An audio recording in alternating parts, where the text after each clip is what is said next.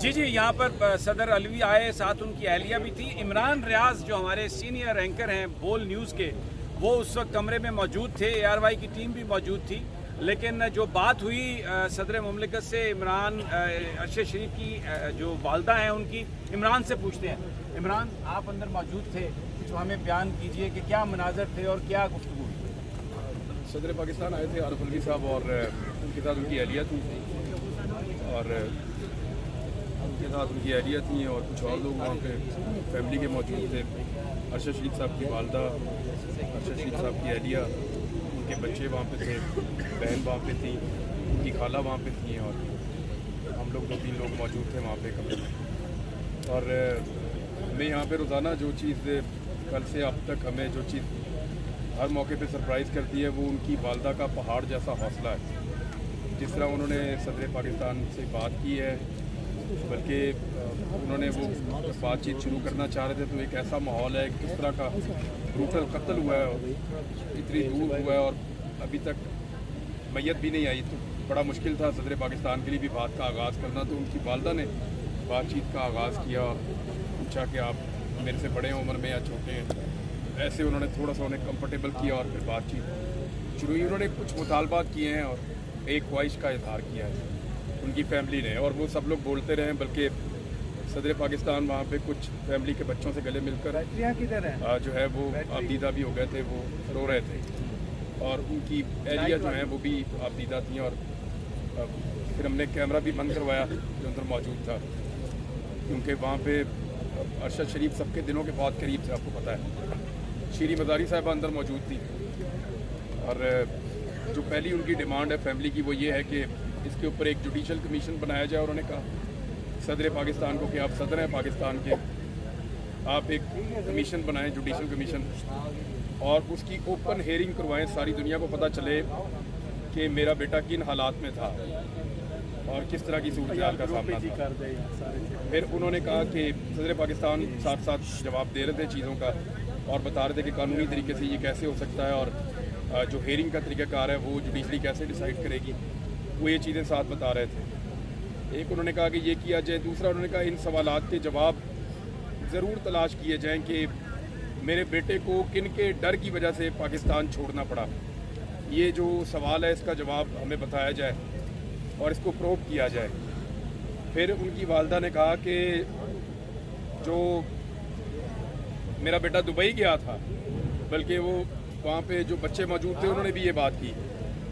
انہوں نے کہا کہ جو دبئی میں کس نے اس کو مجبور کیا، یا وہاں پہ کون دباؤ ڈال رہا تھا کہ یہاں سے بھی ہٹاؤ اور یہاں سے بھی نکالو، اور وہاں سے بھی ارشد شریف کو جانا پڑا، اس کی بھی انکوائری کی جائے، اس کا بھی پتہ کروایا جائے. اور پھر اس کے بعد انہوں نے ایک خواہش کا اظہار بھی کیا ہے کہ ہم چاہتے ہیں کہ لوگ بہت بڑی تعداد میں رابطہ کر رہے ہیں، سارا دن لوگ آ رہے ہیں اور لوگ نماز جنازہ کا بار بار پوچھ رہے ہیں، تو ہم چاہتے ہیں کہ فیصل مسجد میں ہم اپنے بیٹے کی نماز جنازہ ادا کریں. تو اس کے لیے صدر پاکستان کے سٹاف کو کہا گیا ہے کہ آپ ان کو یہ پرمیشن لے کر دیں اور کوئی اس میں رکاوٹ نہ آئے. ارشد شریف صاحب کی جو نماز جنازہ ہے وہ فیصل مسجد میں ادا کی جائے. ہم یہ باتیں سن رہے تھے تو اچانک ان کی والدہ نے ایسی بات کی، مجھے کافی، انہوں نے کہا یہ بچوں کے اوپر جو پرچے کٹ جاتے ہیں، جیسے آپ کے اوپر بھی ہیں، ارشد بھائی کے اوپر ہیں پرچے، ابھی تک میرے اوپر ہے، باقی لوگوں کے اوپر، ہمارے دوستوں کے اوپر، سب پہ مقدمے درج ہوئے ہیں. تو انہوں نے کہا یہ اس کو پتہ کیوں نہیں کرواتے کہ یہ کون لوگ ہیں جو یہ پرچے کرواتے ہیں، اور یہ کیسے ان نون آدمی اٹھ کر ایک مقدمہ درج کر دیتا ہے اور پھر کوئی پوچھنے والا نہیں ہوتا ان سے کہ تم کس کے کہنے پر تم نے یہ مقدمہ کیا ہے اور اس کے پیچھے کون ہے اصل میں. تو وہی خوف پھیلانے والے لوگ ہیں.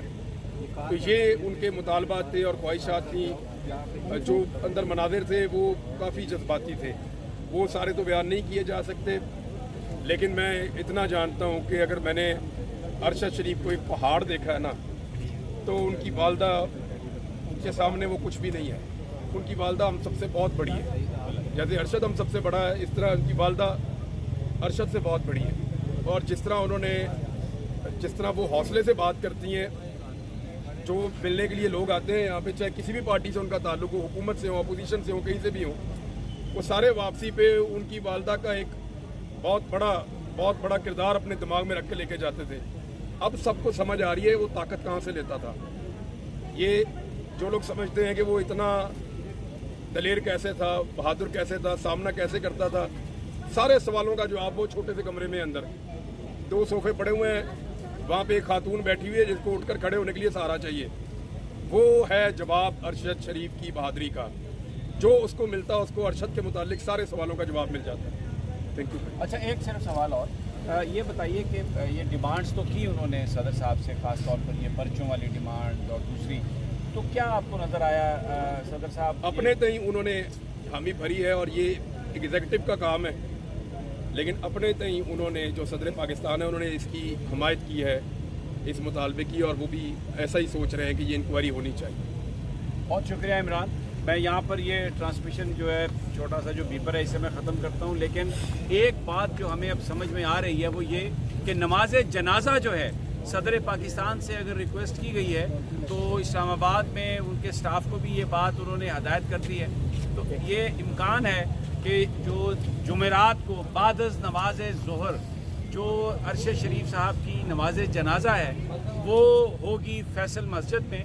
उनकी तदफीन जो है वो तो H8 कब्रिस्तान में होएगी शायद, लेकिन H11 कब्रिस्तान, सॉरी माय अपॉलॉजी,